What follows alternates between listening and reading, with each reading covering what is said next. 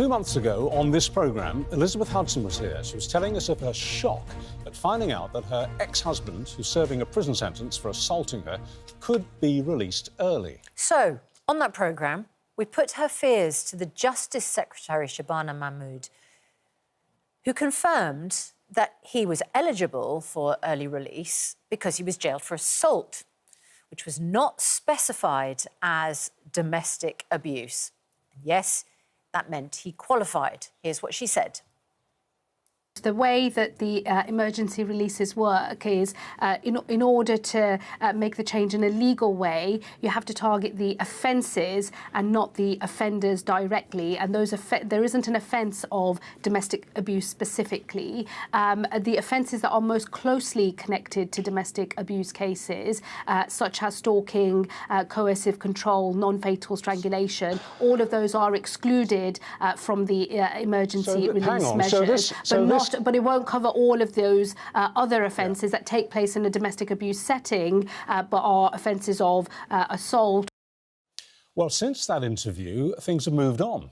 Now, a Lib Dem MP is calling for the word domestic to be added to judgments as an aggravating factor. So, for example, you'd have domestically aggravated common assault. Would make it clear it was a domestic issue.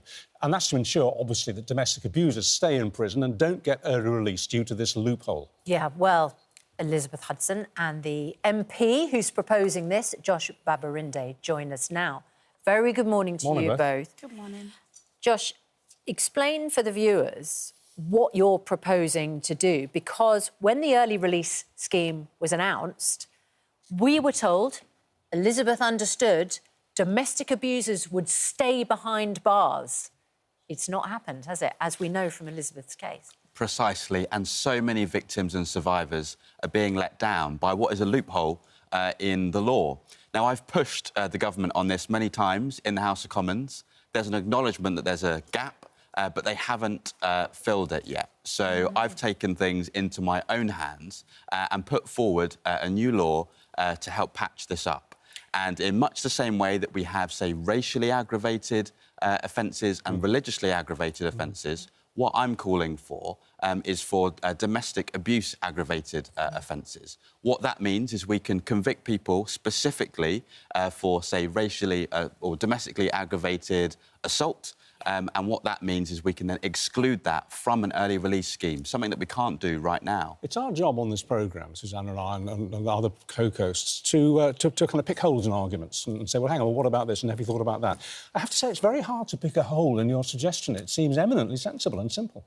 I think what's really important is it's a common-sense approach, not party political, which is why I really hope that the government will back this. And I'm inviting MPs of all parties to get behind this campaign and people across the country to put the government under the pressure it needs to be able to do this. We've launched a website, domesticabusebill.org, where people can find out more information and back this campaign. So, Elizabeth, your ex-husband was jailed for 6 years and 3 months for threats to kill and assault occasioning actual bodily harm. Back in February 2023. Yeah. Then you received a letter saying he's not going to be serving 6 years and 3 months. He's going to be serving... Less than 3 years, yeah.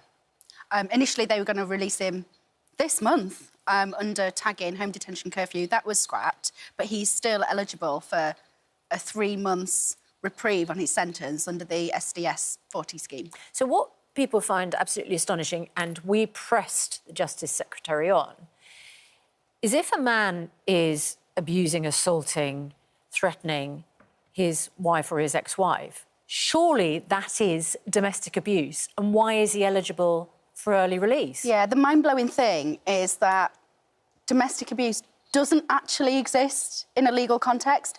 There is actually no prisoner in prison today that is serving time for domestic abuse.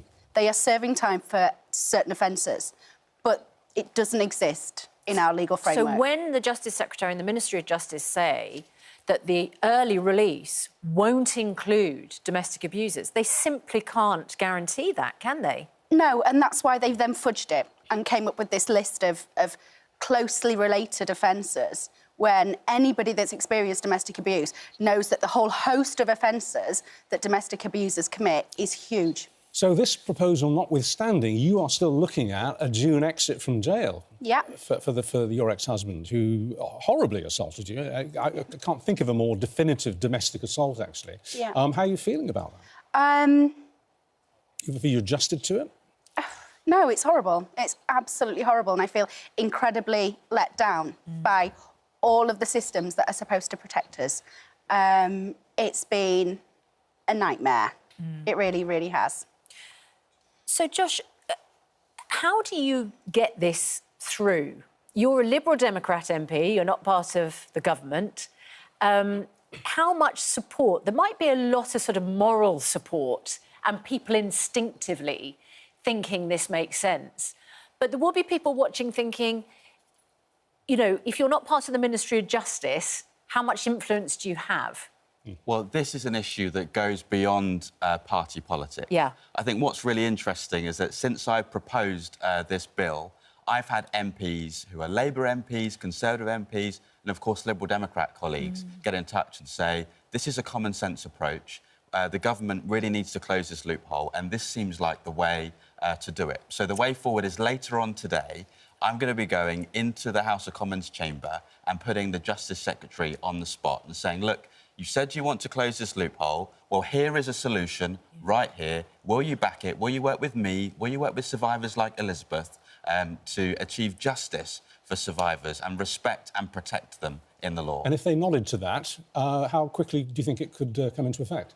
Well, the government has said it's going to come forward with a victims and courts and public protection bill at some time this Parliament. So what I really hope is that the government will adopt these proposals in that bill. I'm totally happy for them to be stolen. This isn't about ego. This isn't about credit. No. I want to make sure that we get the right result for survivors. And if they don't include it in their bill, then I will propose it, as I've said, in my own. Right. Elizabeth, what do you want MPs to really understand about this issue? Because when we were pressing the Justice Secretary, it felt like there was a sort of, well, we've covered these offences, but not these offences. And it felt like there was a sort of disconnect there. Yeah, I think there's a massive disconnect between the MOJ and victims. I mean, I've written to them, I've been on this programme, I've been, been on other programmes, and they've not responded at all. So first, please just listen to us. We want to work with you to make this better. So let's just unpack that for us. You contacted the Justice Secretary directly or the Ministry of Justice? Before I was on this programme. That's right. Yeah, still no response. Because we were wondering about whether you had heard directly back. No.